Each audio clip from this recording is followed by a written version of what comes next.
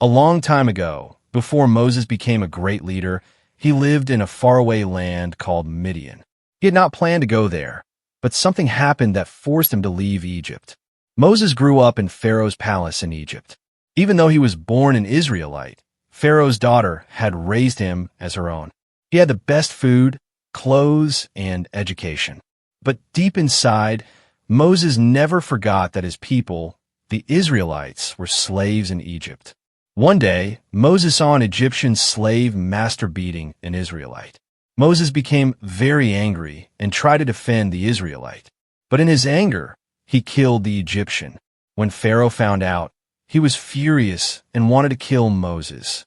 Afraid for his life, Moses ran away into the desert and ended up in Midian, a land far from Egypt.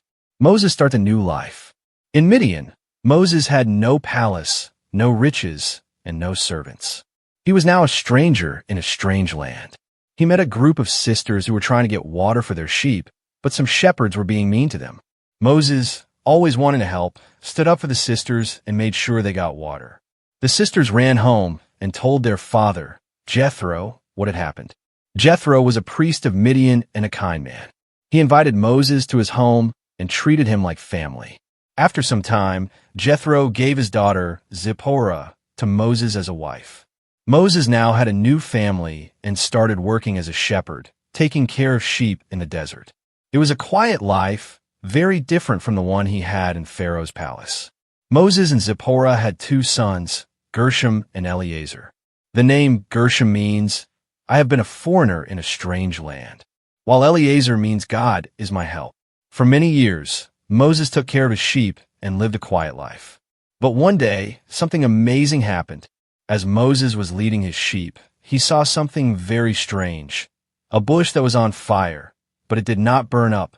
When he walked closer, he heard a voice calling his name. Moses, Moses.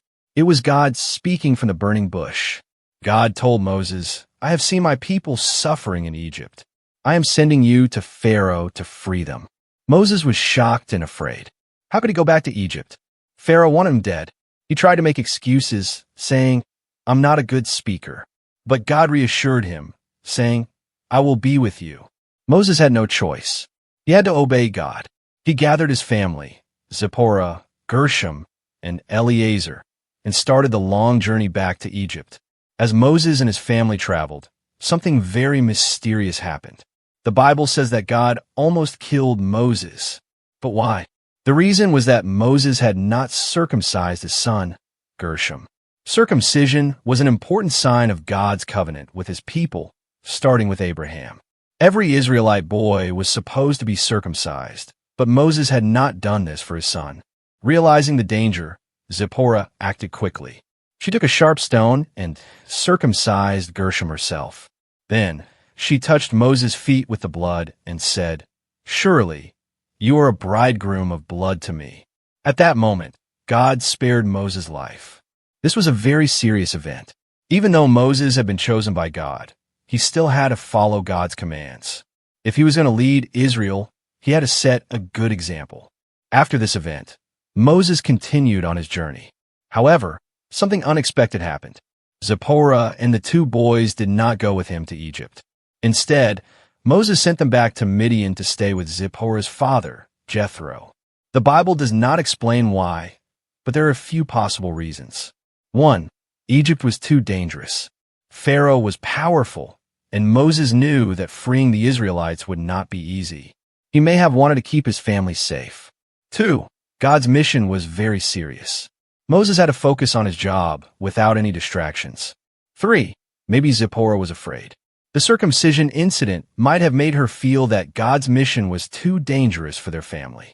Whatever the reason, Zipporah, Gershom, and Eliezer returned to Midian, while Moses continued alone to Egypt. Now, Moses was in Egypt, standing before Pharaoh, the most powerful ruler in the world. With his brother Aaron by his side, he delivered God's message. Let my people go. But Pharaoh refused. This led to 10 terrible plagues, the parting of the Red Sea, and the greatest rescue story in history. But where were Gershom and Eliezer? They were not there. They did not see the plagues. They did not walk through the Red Sea. They were far away, safe in Midian. Would they ever be reunited with their father? After escaping Egypt, Moses led the Israelites to Mount Sinai. This was the place where God would give them the 10 Commandments. It was an important time for Moses and the Israelites, but something unexpected happened. Moses' family returned to him. Moses' father-in-law, Jethro, had heard about everything God had done.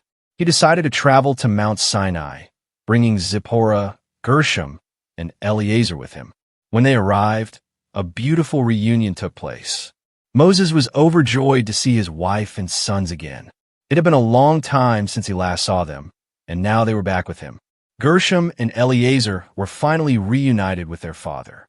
Even though Gershom and Eliezer were reunited with Moses, the Bible does not tell us much about what happened to them next. Some people believe they returned to Midian with their grandfather Jethro. Others think they stayed with Moses and traveled with the Israelites. One thing is certain. Moses' sons were never in the spotlight like their father or their uncle Aaron. They did not become famous leaders or priests. Instead, they remained in the background.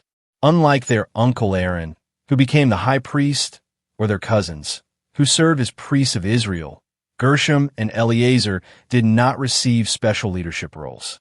There are a few reasons why. 1. God had already chosen Aaron's family for priesthood. The priests of Israel had to come from Aaron's descendants, so Moses' sons were not included in this special role. 2. Moses' job was unique.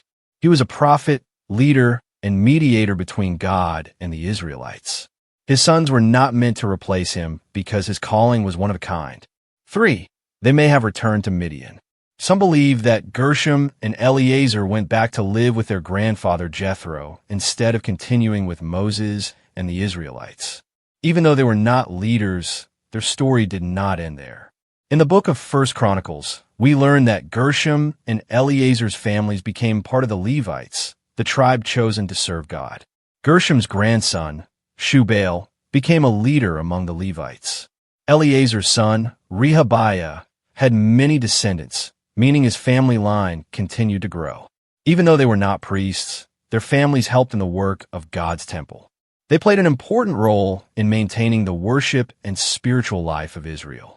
Even though the Bible does not focus on Gershom and Eliezer, they were still part of God's great plan.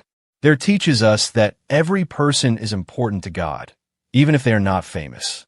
Just like Gershom and Eliezer, you are special to God, even when no one else notices.